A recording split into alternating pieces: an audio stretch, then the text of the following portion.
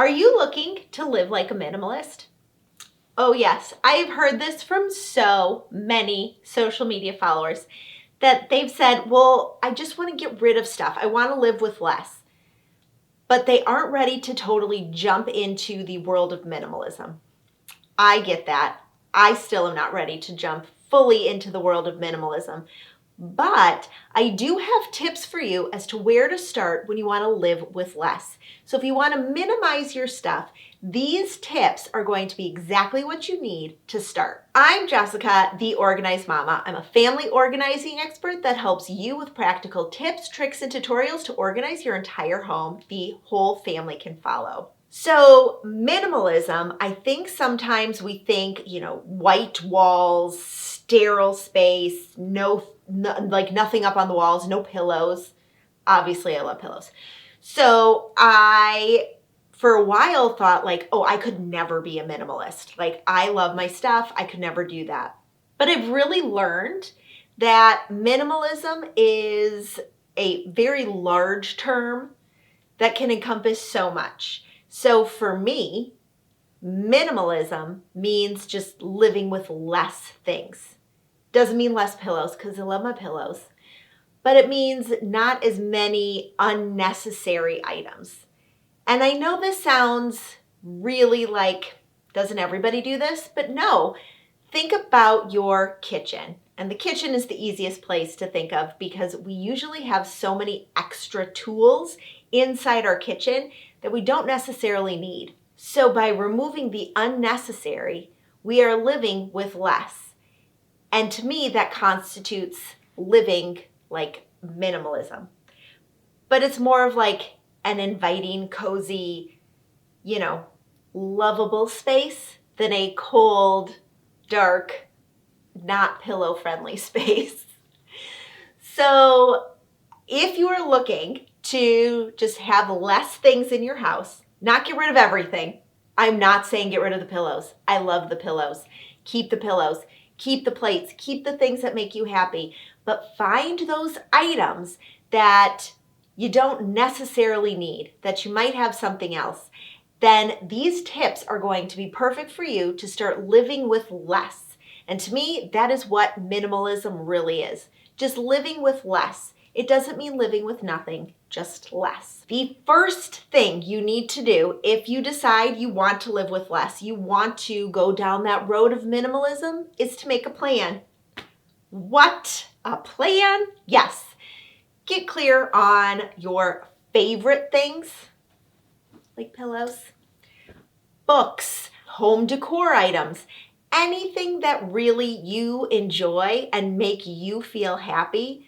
That's not what I'm talking about. I'm talking about the things that aren't necessary in your house. So get clear on your plan. And your plan is just what living with less means to you, what items you have to keep, and where you want your home to go when you are talking about minimalism. Then, number 2, you're going to go room by room. As you go room by room, you're going to start finding the items you do not use. Now, sometimes this isn't always easy. Sometimes, for me, the way my brain works, I have to collect everything and then only put back the items that I use all the time. Everything else are the things that I don't use. But not everybody thinks like that. So if that's you and you're like, that's just too overwhelming, then start by collecting the things you know you never use. Pull those out, and those are the items you can start to get rid of. That's how you go room by room. So decide which way you're going to go. Are you going to pull everything and then only put back the items you use? Or are you going to just pull out the things that you don't use? Either way works. As you're doing this, you're decluttering, which is step number 3. You will be decluttering as you go. So when you are removing the things that no longer serve you, you don't really love, you don't use, you don't find useful, or you have like duplicates, triplicates, or you have something else that can serve that purpose, those are all things that can go. And that's how you're going to declutter. For me, clutter is things that you don't use, you don't love, you don't cherish, or they're just like doubles. So get rid of those things. When I say get rid of, trash, donate, or sell. Your remaining items, you're going to sort. You're going to sort them into categories. Let's say you're in your closet. You're going to sort all of your types of clothing together. That could be how you wear it. That could be by color. That could be by style. You decide what works for you. I can't tell you the best way to organize your closet. Only you can do that, but there are a few options that you can take. One, you can group together outfits. Two, you can group together types of clothes. So let's say all work clothes go together, all leisure wear go together. Or you can group by like category of clothes. All long sleeve go together, all t-shirts go together, all pants go together. It just depends on your space in your closet, how you have your closet set up, and what works best for you. So store your items together. That way you make it easy to find. So store all of those similar items together based on how you sorted, which is step 5. So you've sorted everything. Now you're going to store them together.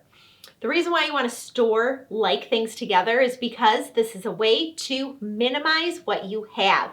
You're going to see if you have duplicates of things. You're going to see if you have something that can serve as the same thing for multiple purposes. Now, I'm going to give you like a real life example because I bet you have these things in your kitchen right now. Now, if you truly want to live with less, you're going to have to drastically reduce kitchen gadgets. Okay, so for us, for a very long time, we had a rice cooker, we had a risotto maker, we had a crock pot, and then we had the thing with the steam. I don't remember what it's called. Obviously, it really matters. So we had those 4 gadgets, and guess what? They all did the same thing. Now, people have come at me with, well, the crock pot and the risotto maker don't do like the same thing, and it basically does. You just have to stir the rice and the risotto and all of that, but all of it can be done using one gadget. So we drastically minimized our kitchen gadgets by only keeping one that does all of those things. So really, really hone in on all of your stuff so that you only have an item that can do multiple things. Here's another example. I bet you have a vegetable peeler. I bet you have, all sorts of like berry peelers, scoopers, ballers, all of those type of things. Guess what? You have something else in your kitchen that can do all of those things. It's called a knife. And while I know that using like the pineapple peeler is so much easier than using a knife, if you truly are overwhelmed by stuff, get rid of all of those things and replace it with your knife. Now that's going to like the other extreme of minimalism, and if that's you, do it. All the hand claps for that. But if that's not you, then only keep the items that you truly use. Everything else, if it can be replaced with another item, then do that. Number 6 is label everything. The reason why, when it's labeled, you know where it goes, you know where it belongs, you know that you have it. So you aren't buying more of something. Instead, you're just really focusing on the stuff that you have.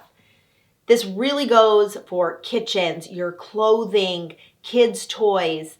Keeping them contained and living with less of them, but everything's labeled, is going to help keep you organized. Okay, 7th step is to keep everything to a minimum.